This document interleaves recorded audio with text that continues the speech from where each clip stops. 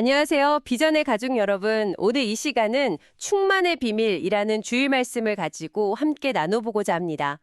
어떻게 하면 우리가 진짜 만족, 그 충만함을 얻을 수 있는지 그 메시지를 담고 있습니다. 네, 오늘 설교가 아주 인상적인 이야기로 시작하죠. 맞아요. 지금으로부터 한 1600여 년 전 로마 제국에서 최고의 수사학 교수까지 오른 사람이 있었어요. 네, 명예, 부, 지적인 성취까지 세상적으로 보면 정말 다 가진 사람이죠. 그렇죠. 남들이 다 부러워할 만한 성공인데 정작 본인은 밤마다 그 깊은 공허함 때문에 괴로워했다는 거예요. 나중에 그가 자신의 책 고백록에 이렇게 썼습니다. 주님께서는 주님을 위하여 우리를 지으셨습니다. 그러므로 우리 마음이 주님 안에서 쉴 때까지는 불안할 수밖에 없습니다. 네, 우리가 잘 아는 성 어거스틴의 이야기입니다. 이 어거스틴의 고백이 참 시대를 넘어서 많은 사람들에게 큰 울림을 주는 것 같아요. 그렇죠. 세상적으로 최고 정점에 섰는데도 그 채워지지 않는 근본적인 갈증이 있었다는 거. 네, 바로 그 지점이죠. 설교가 파고드는 핵심 질문이 바로 그거예요. 왜 우리는 세상의 것들로는 만족하지 못할까? 진짜 충만함은 어디서 오는 걸까? 이런 질문에 대한 답을 찾아가는 과정이라고 할 수 있겠죠, 이 설교가. 맞습니다. 어거스틴처럼 많은 걸 이루고도 어딘가 공허함을 느끼는 경험? 어쩌면 여러분께도 이게 낯설지 않을 수 있어요. 네, 그럴 수 있죠. 그래서 이 설교가 더 궁금해지는데요. 여기서 철학이라는 단어가 좀 흥미로웠어요. 그렇죠. 헬라어로는 필로소피아, 지혜를 사랑한다는 뜻이니까 겉보기엔 되게 좋아 보이잖아요. 네, 좋은 의미죠. 근데 설교는 야고보서 1장 5절 말씀을 딱 가져와서 지혜가 부족하거든 하나님께 구하라. 이 말씀을 통해서 참된 지혜의 근원은 오직 하나님께 있다. 이렇게 딱 선을 긋습니다. 그러니까 인간 스스로의 힘만으로 어떤 존재나 우주의 근원을 찾으려고 했던 그런 철학적인 노력들, 이게 왜 헛된 속임수가 될 수 있는지를 보여주려는 거죠. 설교에서 구체적인 철학자들 이야기도 나오더라고요. 단순히 철학이 나쁘다 이런 게 아니라. 네, 맞아요. 하나님을 배제한 인간 중심의 철학이 결국 어디로 가게 되는지 그 결과를 보여주는 것 같았어요. 예를 들면 그 버트런드 러셀, 70년 동안 철학에 매진했는데 노년에 철학은 내게 완전한 실패였다. 이렇게 고백했다는 거나. 그렇죠. 또 무신론자 토마스 홉스 같은 경우도 죽음 앞에서 이 세상에서 기어나올 구멍만 있다면 기쁠 것이라면서 절망했다고 하죠. 데이비드 흉도 마지막 순간에 후회와 저주를 쏟아냈다는 이야기도 있었고요. 네, 이런 사례들을 통해서 설교는 하나님 없는 지혜 추구는 결국 이런 실존적인 공허함, 불안으로 이어질 수밖에 없다는 걸 보여주는 거예요. 이게 바로 헛된 속임수의 실체다. 이렇게 경고하는 거죠. 헛된 속임수라는 말 자체가 되게 강렬한데 설교에서 인용한 존 맥하더 목사님의 그 낚싯바늘 비유, 이게 정말 확 와닿았어요. 네. 저도 그 비유가 참 인상 깊었어요. 맛있는 미끼 뒤에 그 치명적인 바늘이 숨어 있는 것처럼 겉으로는 되게 매력적인 세상 철학이나 사상 속에 우리 영혼을 파괴하는 덫이 숨어 있다는 거잖아요. 맞아요. 정말 교묘하다는 생각이 들더라고요. 그 교묘함과 위험성을 바울이 쓴 단어 자체가 보여준다고 하셨죠. 8절에 사로잡다. 네, 헬라어로 실라 고게우인데 설교에서 이 단어 어원을 깊이 파고들어요. 전리품, 순례, 끌고 가다 뜻이 합쳐진 말이래요. 전리품을 끌고 가다. 네, 문자 그대로 전리품으로 약탈해 가다, 포로로 삼아서 노예로 만들다. 아주 강력한 의미인 거죠. 와, 전쟁 포로가 진짜 모든 걸 다 빼앗기고 자기 의지랑 상관없이 끌려가는 그런 이미지가 떠오르네요. 바로 그거예요. 세상 철학이 바로 그렇게 우리의 가장 소중한 것들을 약탈해 갈 수 있다는 겁니다. 포로로 끌려가서 노예가 된다는 비유, 진짜 좀 섬뜩한데요. 그러면 구체적으로 이 세상 철학, 헛된 속임수가 우리에게서 뭘 빼앗아 간다고 설교는 지적하나요? 이게 우리 삶이랑 아주 직접적인 관련이 있을 것 같아요. 설교에서는 크게 세 가지를 강조합니다. 첫째는 우리의 정체성, 아이덴티티죠. 정체성. 세상은 끊임없이 우리한테 속삭이잖아요. 야, 너의 가치는 네 능력, 네 성취에 달렸어. 네가 가진 소유가 바로 너야. 네 자신을 믿고 더 많이 가져야 해. 이런 메시지들이 우리의 자아상을 자꾸 외부의 평가나 소유에 근거하게 만드는 거죠.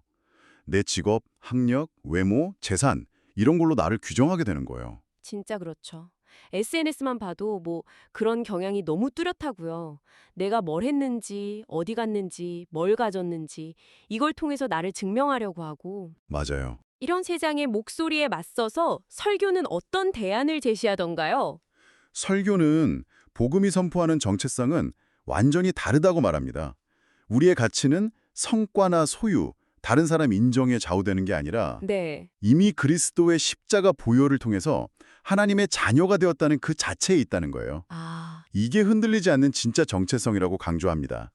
세상이 주는 그런 일시적이고 불안정한 정체성 대신에 변하지 않는 하나님의 사랑에 뿌리 내린 그 정체성을 되찾아야 한다. 이런 메시지죠. 정말 중요한 지적이네요. 여러분은 어디서 당신의 가치를 찾고 계신가요?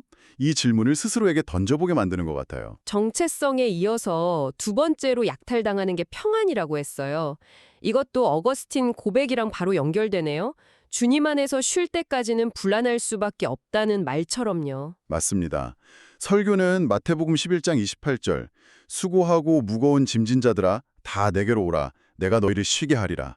이 예수님의 초대를 다시 생각나게 하면서 진짜 쉼과 평안은 오직 주님 안에서만 가능하다 이렇게 말하죠. 하지만 세상 철학이나 자기 개발 이런 데서는 종종 이렇게 유혹하잖아요. 내 안에 무한한 가능성을 믿어? 평화는데 스스로 쟁취하는 거야. 마음을 비우면 평안을 얻을 수 있어. 설교에서 이런 세상적인 평안 추구의 한계를 그 팍스 로마나나 냉면집 스님 유머로 좀 비판적으로 짚어주더라고요. 아, 네네. 그 비유가 재밌으면서도 핵심을 딱 찌른다는 생각이 들었어요. 그쵸. 팍스 로마나는 겉보기엔 평화로웠지만 사실은 제국의 힘으로 누른 강압적인 평화였고 그 뒤에는 계속 갈등이 있었잖아요. 네. 피상적이거나 일시적인 평안의 예시죠. 또 마음을 비우려고 해도 그 본능적인 욕망, 냉면 속 고기처럼 그런 건 사라지지 않는다는 유머는 인간 스스로 노력만으로는 근본적인 내면의 평안에 도달하기 어렵다는 걸 보여주는 것 같고요. 맞아요. 그래서 설교는 참된 평안은 내 안에서 만들어내는 게 아니라 하늘 위에서 내려오는 것이라고 강조해요. 그 찬송가 가사처럼요. 평화, 평화, 평화로다. 하늘 위에서 내려오네. 아, 그 찬송, 네. 마지막 세 번째 약탈물, 우리의 시간과 관심. 이건 정말 요즘 사회의 큰 문제이기도 하죠. 그렇죠. 설교에서 쇼츠 영상 시청 통계 언급한 부분이 되게 인상 깊었어요. 2023년에 하루 90억 뷰였는데 2025년에는 예상치가 200억 뷰로 폭증했다는 그 수치가 와, 좀 충격적이더라고요. 그 숫자 자체보다 더 중요한 건 우리가 그 시간을 어떻게 쓰고 있냐는 질문 같아요. 설교는 쇼츠 콘텐츠의 주류가 다른 사람들의 일상, 장난, 챌린지, 음식 같은 걸 소비하는 것이라는 점을 지적하면서 이런 활동이 결국 우리에게 뭘 남기는지 묻습니다. 네. 겉으로는 수많은 정보, 사람들과 연결된 것처럼 보이지만 사실은 되게 피상적인 관계 속에서 시간을 그냥 흘려보내고 오히려 더 깊은 공허감을 느낄 수 있다는 거죠. 마치 그 미끼에 정신 팔린 물고기처럼요. 정확합니다. 설교는 사탄이 우리의 약점이나 좋아하는 걸 너무 잘 알아서 이런 자극적이고 즉각적인 만족을 주는 콘텐츠들로 우리의 마음과 생각을 사로잡는다고 설명해요. 아, 그 결과 정말 중요한 것, 즉 하나님과 깊이 교제하기 위한 기도 시간, 영혼을 살찌우는 말씀 묵상 시간, 공동체와의 진실한 교류 시간, 이런 것들이 점점 잠식당한다는 거죠. 서서히 뜨거워지는 물속의 개구리 비유도 나왔죠. 네, 우리 영혼이 메말라가는 걸 인지하지 못하게 만드는 전략이라는 그 비유. 정말 섬뜩하면서도 너무 현실적인 경고예요. 여러분의 시간과 관심은 지금 어디로 흘러가고 있나요? 이 질문을 던지게 되더라고요. 이런 경고들이 그냥 추상적인 이야기가 아니라 실제로 골로새 교회가 처했던 구체적인 상황이랑 연결된다는 점도 설교에서 중요하게 다뤘습니다. 당시 골로새 교회에는 어떤 문제들이 있었나요? 설교에 따르면요, 골로새 교회는 여러 이단 사상이 막 섞여서 어려움을 겪고 있었어요. 8절에서 경고한 헬라 철학 영향뿐만 아니라 네. 16절을 보면 유대주의적인 율법주의 문제도 있었고요. 음식 규정이나 절기, 안식일 지키는 문제 같은 거요. 아, 그런 것들? 그리고 18절에서는 신비주의적인 경향, 겸손을 가장한 천사 숭배 같은 것까지 나타났습니다. 그러니까 한마디로 다양한 사상이 뒤섞인 혼합주의가 교회를 위협하고 있었던 거죠. 그런 사상들이 구체적으로 어떤 내용을 담고 있었길래 문제가 된 걸까요? 예를 들어 스토아 철학 같은 건 좀 윤리적인 면을 강조해서 긍정적으로 보일 수도 있을 것 같은데요. 좋은 질문이에요. 설교는 스토아 철학이 강조하는 내면의 이성을 통한 평정심이나 뭐 에픽테토스의 당신은 이미 완전하다. 이런 식의 가르침. 네네. 그리고 영지주의에서 말하는 인간 안에 신적인 불꽃이 내재해 있고 깨달음을 통해 구원에 이를 수 있다는 그런 사상이 당시의 기독교 안으로 스며들었다고 지적합니다.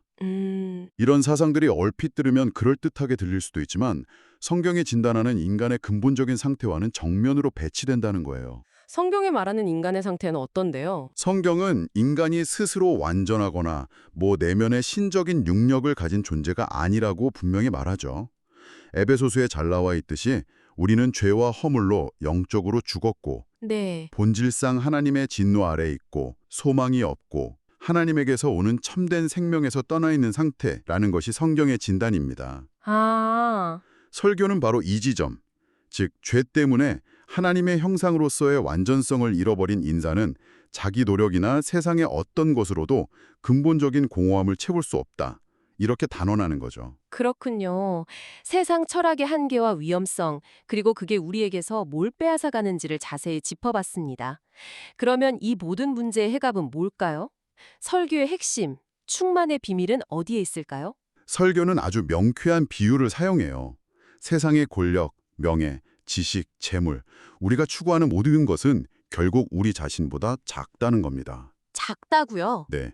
왜냐하면 우리는 하나님의 형상대로 창조된 하나님께서 천하보다 귀하게 여기시는 그런 존재이기 때문이죠. 그래서 우리보다 작은 것들로 아무리 채우려 해도 밑빠진 독에 물 붓기처럼 절대 채워질 수 없다는 논리예요. 아하, 그럼 우리보다 큰 것으로 채워야 한다는 말씀이시군요. 바로 그겁니다. 우리를 채울 수 있는 유일한 분은 우리보다 크신 분, 바로 우리를 창조하신 하나님 자신이라는 거죠. 네. 그리고 그 하나님을 만날 수 있는 길이 바로 예수 그리스도라는 것이 설교의 핵심입니다. 여기서 골로새서 2장 9절 말씀이 아주 결정적으로 중요해져요. 그 안에는 신성의 모든 충만이 육체로 거하시고 그 안에, 그러니까 예수 그리스도 안에 하나님의 모든 신성, 능력, 완전함이 100% 가득 차 있다는 의미군요. 우리가 어떻게 완전해지고 충만해질 수 있는가? 그 비결은 다른 데 있는 게 아니라 모든 충만을 가지신 그리스도 안에 거할 때, 그분과 연합할 때 가능하다는 거예요. 그리스도와 하나 될 때. 네. 그럴 때 비로소 우리는 세상 철학이나 헛된 속임수에서 자유로워지고 참된 정체성과 평안, 그리고 만족을 경험할 수 있다는 거죠. 마치 사도 바울이 빌립보서에서 내게 능력 주시는 자 안에서 내가 모든 것을 할 수 있다고 고백하고 다른 모든 것을 배설물처럼 여겼던 것처럼요. 결국 그리스도 안에 거하는 것, 이게 핵심이군요. 그렇습니다. 설교는 골로새서 전체를 관통하는 핵심 메시지가 바로 그 안에라고 강조해요. 그리스도 안에 있을 때 참된 정체성을 발견하고 세상에 줄 수 없는 평안을 누리며 헛된 것들에 대한 집착에서 벗어나 진정한 충만을 경험하게 된다는 논지입니다. 네. 이걸 뒷받침하기 위해서 설교는 황금의 이입이라고 불렸던 교부 요한 크리소스톰의 말을 인용해요. 인간은 땅의 흙으로 지어졌지만 하나님의 생기를 받았다. 아, 그러므로 땅의 것으로는 결코 만족할 수 없고 하늘의 것으로만 채워질 수 있다. 흙으로 지어졌으니까 땅의 것도 필요하겠지만 우리 안에는 하나님의 숨결, 영혼이 있기 때문에 궁극적으로는 하늘의 것, 하나님 자신으로 채워져야만 진짜 만족이 가능하다는 의미군요. 와, 굉장히 설득력 있는데요. 그렇죠. 그런데 이 그리스도 안의 충만함이라는 게 실제 삶에서는 어떻게 나타날 수 있을까요? 좀 추상적인 개념처럼 들릴 수도 있을 것 같아요. 그래서 설교는 아주 강력한 실제 사례를 제시합니다. 바로 1597년 일본에서 순교한 26명의 그리스도인 이야기예요. 아, 26인 순교자 일하기. 네, 당시 일본을 통치하던 도요토미 히데요시의 박해로 체포된 선교사들과 일본인 신자들이 겪었던 일이죠. 아, 저도 그 이야기 들은 기억이 나요. 귀랑 코가 잘리는 그런 끔찍한 형벌을 받고 교토에서 나가사키까지 거의 800km를 맨발로 끌려가는 죽음의 행진을 당했다고 하죠. 네, 맞아요. 그 과정에서 온갖 모욕과 조롱을 당하면서도 믿음을 버리지 않았고, 심지어 그 행렬을 보고 감동받아서 자진해서 순교에 동참한 사람들도 있었다고. 네, 정말 놀라운 이야기입니다. 설교는 특히 나가사키 니시자카 언덕에서 십자가형을 당할 때 그 가운데 있던 12살, 13살, 14살 소년들의 마지막 모습에 주목해요. 어린 소년들. 가장 어렸던 12살 소년 루도비코 이바라키에게 형 집행관이 너무 안타까워서 예수를 부인하면 살려주고 양자로 삼아서 잘 살게 해주겠다 이렇게 회유를 했다고 합니다. 아, 그랬군요. 그때 이 어린 소년이 뭐라고 답했는지 아세요? 뭐라고 했을까요? 예수님도 나를 부인하지 않으셨는데 내가 어떻게 예수님을 부인하겠습니까? 내가 달려야 할 십자가는 어디 있습니까? 이렇게 되묻고는 해맑게 웃으면서 자기 십자가를 향해 달려갔다고 합니다. 와, 설교는 바로 이것이 세상의 어떤 유혹이나 위협, 심지어 죽음의 공포조차 초월하게 만드는 그리스도 안의 충만함의 생생한 증거라고 제시하는 거죠. 와, 정말 가슴이 뭉클하면서도 좀 충격적인 이야기네요. 그 어린 소년의 용기랑 평화는 도대체 어디서 나온 걸까요? 설교는 그게 바로 그리스도 안에 깊이 거함으로써 얻게 되는 내적인 확신과 충만함에서 비롯된다고 해석합니다.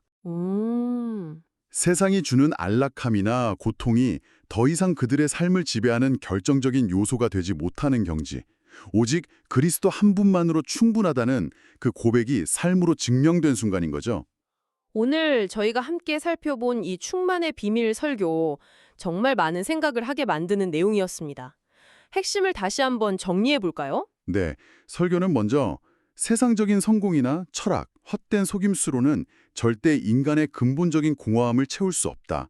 오히려 우리의 참된 정체성, 평안, 그리고 소중한 시간과 관심을 빼앗아갈 수 있다고 경고했죠. 네, 그랬죠.